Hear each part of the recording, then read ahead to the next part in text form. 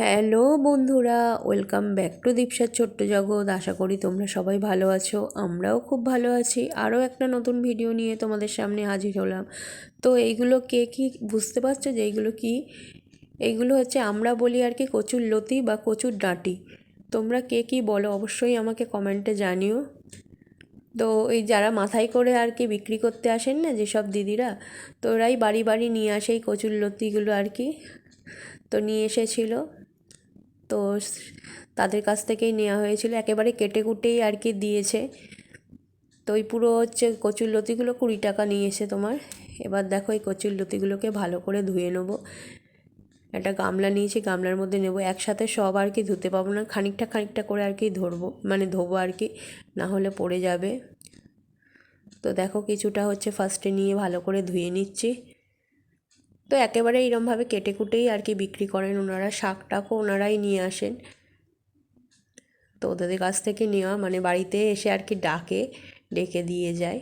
তো এই দেখো ভালো করে কচুরলতিগুলো ধুয়ে নেওয়া যায়। তোমরা কে কী বলো হচ্ছে অবশ্যই আমাকে হচ্ছে কমেন্টে জানিও।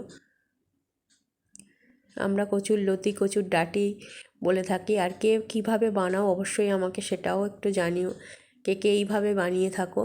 তো দেখো এইগুলোকে এবার প্রেশার কুকারে নিয়ে নিচ্ছি, সিদ্ধ করব প্রথমে। তো কচুর ডাঁটিগুলোকে দেখো প্রেশার কুকারে নিয়ে নিচ্ছি, আর সামান্য পরিমাণ নুন দিচ্ছি যাতে না হচ্ছে তোমার আর কি চুলকায়। অনেক সময় দেখবে বিশেষ করে বর্ষাকালে জল লাগলে কচুতে এমনিই হাত চুলকায়, তো ওই জন্য যাতে না চুলকায় নুন দিয়ে নিলাম একটু। এবারে সিদ্ধ করব। তো একবারে পুরোটা ধরেনি, খানিকটা এর থেকে দেখবে কমে যাবে, কইটুকু হয়ে যাবে আর কি। আর এইদিকে দেখো সেদিন আর কি ইলিশ মাছ আনা হয়েছিল, তো ইলিশ মাছের দাগাগুলোকে আলাদা করে নেওয়া হচ্ছে। আর মেনলি ইলিশ মাছের ওই যে মাথাটা দিয়েই আর কি করা হবে। ইলিশ মাছের দাগাগুলো দিয়ে আর কি কী করব সেটা তোমাদের সাথে পরে শেয়ার করব, ক্রমশ প্রকাশ্য দেখতে থাকবে, পরবর্তীকালে সেটা শেয়ার করব। তো এই যে এই ইলিশ মাছটা নেওয়া হয়েছিল, ইলিশ মাছের মাথাগুলো দিয়ে কি হবে, মাথা কেউ খেতে চায় না, তো এই মাথাগুলো দিয়ে আর কি তোমাদের এই কচুর লতিটা হবে। তো প্রথমে মাথাগুলোকে দেখো নুন হলুদ মাখিয়ে নিচ্ছি, ভালো করে ধুয়ে নিয়েছিলাম মাছগুলোকে, তারপরে নুন হলুদ মাখিয়ে নিচ্ছি ভালো করে। আর ওই দিকের দুটো দাগা পিস দেখছো ওইগুলো হচ্ছে ভেটকি মাছ। ইলিশ মাছে যেহেতু কাটা থাকে বলে দীপসা খেতে পারে না, ওইগুলো ভেটকি মাছ রয়েছে ওপাশে। তো মাথাগুলোকে ভালো করে নুন হলুদ মাখিয়ে নেওয়া হচ্ছে।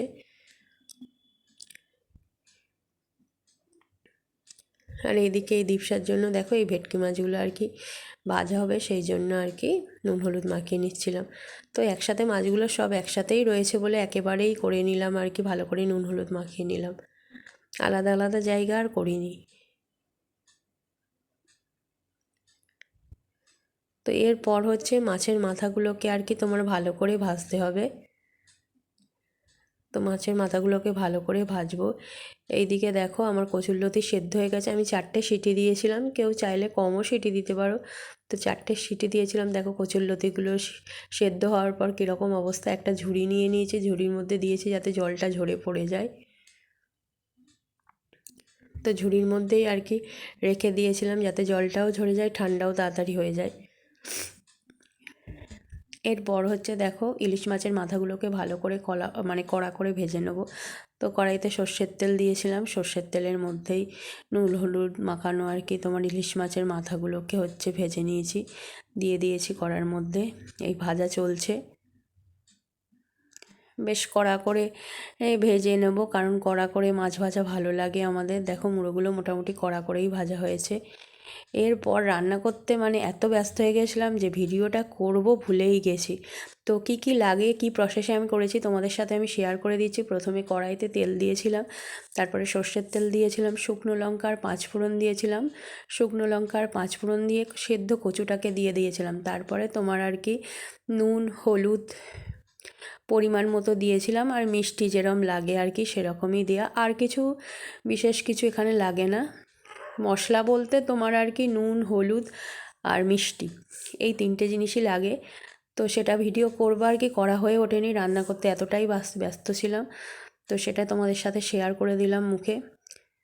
তো এরপর যে মাছ ভাজাগুলো মাথাটা ভাজা ছিল মাথাগুলোকে একটু ভেঙে দিয়ে দিলাম, কারণ বেশি ভাঙলে কাঁটা বেশি হবে বলে ওই জন্য বেশি ভাঙিনি। দেখো আস্তে আস্তেই মোটামুটি রেখেছি, একটু আধটু ভেঙে দিয়েছি। এরপর একটু নাড়িয়ে চাড়িয়ে নেব, একটু ফুটলেই মোটামুটি আমার ইলিশ মাছের মাথা দিয়ে আর কি কচুরলতি রেডি। এই দেখো ঘেটে দিচ্ছি একটু ভালো করে।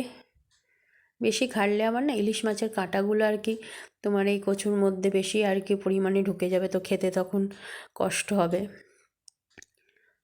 তো একটু হওয়ার পরেই প্রায় আমার রেডি হয়ে গেছে, বেশিক্ষণ সময় লাগে না সিদ্ধ করে নিলে। তো কেমন লেগেছে অবশ্যই তোমরা আমাকে কমেন্টে জানিও, আর তোমরা কে কীভাবে বানাও সেটাও আমাকে জানিও। তো আমার রেডি হয়ে গেছে দেখো ইলিশ মাছের মাথা দিয়ে কচুরলতি। যদি ভালো লেগে থাকে অবশ্যই চ্যানেলটাকে সাবস্ক্রাইব করো, লাইক শেয়ার কমেন্ট করো, বেশি বেশি করে কমেন্ট করো, শেয়ার করো, আর এইভাবে সবসময় ভালোবাসা দিয়ে যেও, আমাদের পাশে থেকো। আর স্কিপ না করে পুরো ভিডিওটা দেখো। বেশি বড় ভিডিও তৈরি করতে পারি না, ছোট ছোটই ভিডিও, তাই এইভাবে সবসময় ভালোবাসা দিয়ে যেও, পাশে থেকো। আর শেষ পর্যন্ত থাকার জন্য অসংখ্য ধন্যবাদ।